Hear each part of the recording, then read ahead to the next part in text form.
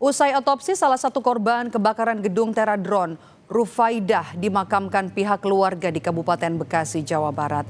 Dari informasi yang diterima keluarga, korban diduga meninggal akibat kehabisan oksigen saat berada di lantai 5 gedung yang terbakar. Rufaidah merupakan karyawan magang yang baru bekerja sekitar 3 bulan.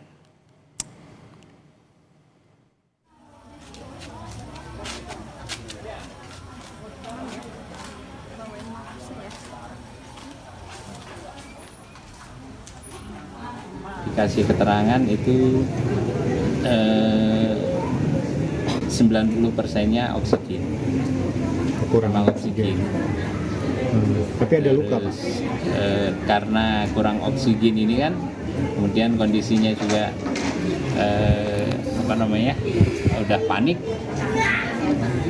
Jadi ada tambah suhu ruang kan tinggi, ada luka. Menteri Dalam Negeri Mendagri Tito Karnavian mendatangi dan juga memeriksa gedung Teradron yang terbakar di kawasan Kemayoran, Jakarta Pusat.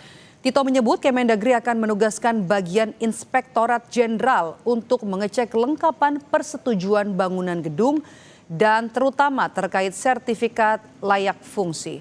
Tito menjelaskan dan mengakui kehadirannya atas arahan Menteri Sekretaris Negara Prasetyo Hadi.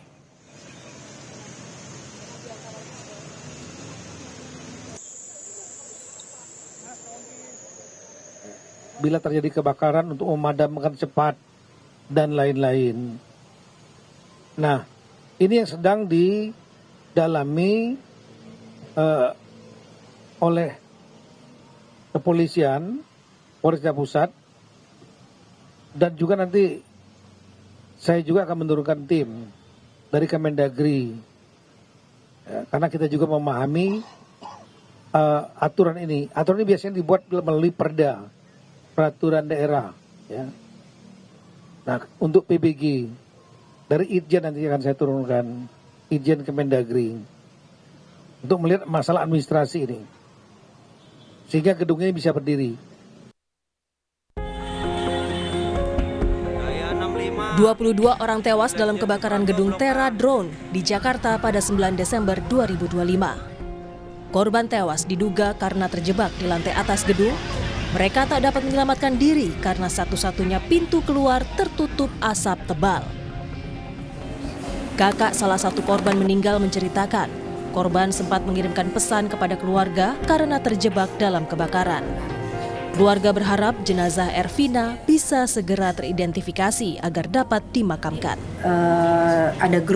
Kita kan ada grup rumah ya keluarga. Terus saya sih belum buka video yang dia kirimin gitu, apaan sih, aku cuma nanya itu doang tuh di grup gitu.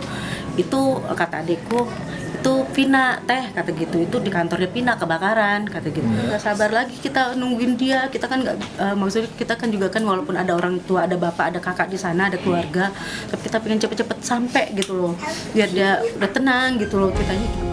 Korban lain dalam kebakaran ini adalah seorang ibu hamil yang terjebak di lantai 5 gedung Teradron. Korban sulit menyelamatkan diri karena tebalnya asap yang menutup akses keluar gedung Teradron. Identifikasi ya seperti identitas diri. Identitas diri. Okay. Mohon maaf kalau untuk Mas sendiri yang jadi korban. Saya suami. Saya istri, berarti istri Mas ya. Lagi hamil Mas. Ya. Berapa bulan? 7 bulan. Udah 7 bulan. Polisi masih menyelidiki dugaan unsur kelalaian dalam peristiwa kebakaran gedung Teradron. Salah satu yang disorot adalah tak adanya jalur evakuasi, sehingga membuat banyak korban sulit menyelamatkan diri karena terjebak di lantai atas. Tim Liputan, Kompas TV. Perkembangan proses identifikasi 22 korban meninggal dalam insiden kebakaran gedung Teradron kita tanyakan kepada jurnalis Kompas TV ada Ariel Wiranata dan juga juru kamera Bondan Wicaksono. Ariel, apakah seluruh korban kebakaran sudah bisa diidentifikasi sampai dengan sore ini?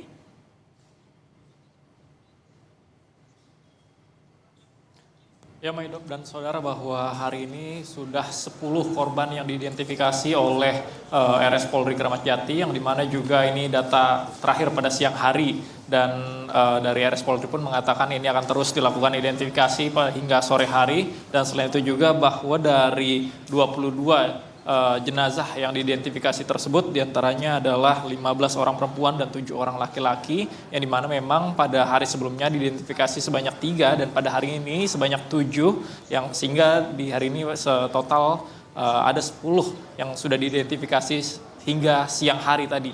Dan nantinya kita akan tunggu terkait dengan identifikasi secara menyeluruh pada hari ini. Dan memang bahwa dari identifikasi ini dilakukan pelibatan identifikasi terhadap gabungan ahli dari Bidokas Polri, kemudian juga ada Polda Metro Jaya, kemudian juga ada RSCM, hingga Fakultas Kedokteran Universitas Indonesia untuk melakukan identifikasi dengan sebaik-baiknya. Dan selain itu juga bahwa dari korban yang sudah diidentifikasi jenazahnya sudah diserahkan kepada keluarga, yang dimana dari RS Polri menyerahkan terlebih dahulu kepada penyelidik, kemudian dari penyelidik menyerahkan kepada keluarga. Dan selain itu juga bahwa memang dugaan awal dari penyebab kematian korban yang sebanyak 22 tersebut, yang dimana informasi yang awal dugaan tersebut karena menghirup gas karbon dioksida atau CO2 yang terjadi pada saat kebakaran pada hari lalu. Dan selain itu juga bahwa memang proses ini melibatkan mulai dari antemortem lalu juga postmortem dengan melakukan kecocokan pada sidik jari,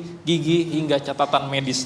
Dan selain itu juga bahwa memang informasi yang kami terima bahwa hingga saat ini juga sudah disiapkan tim trauma healing untuk memberikan kepada keluarga korban dan korban yang selamat. Dan memang penyebab kebakaran hingga saat ini masih dilakukan pendalaman oleh Puslapfor. Maidop. Oke. Ini menarik ya Ariel, di kala masih jalannya penyelidikan kemudian juga proses identifikasi, Menteri Dalam Negeri turun langsung untuk mengecek soal sertifikat kelayakan dari gedung Teradron yang terbakar di kawasan Kemayoran kemarin. Apa kemudian aktivitas yang dimiliki atau yang biasa ditangani oleh Teradron ini?